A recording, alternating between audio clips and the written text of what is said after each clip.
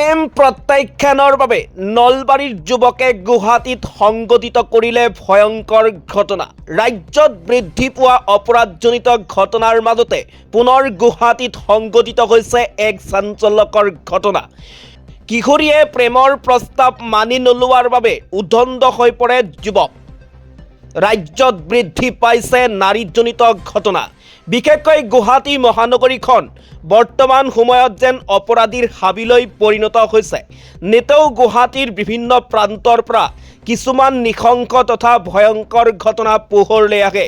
শেহতীয়াকৈ এনে এক চাঞ্চল্যকৰ ঘটনা পুনৰ পোহৰলৈ আহিছে। প্ৰেম প্ৰত্যাখ্যান কৰাৰ বাবে প্ৰতিৰোধ পৰায়ণ হৈ পৰে এজন পাষাণ প্ৰেমিক।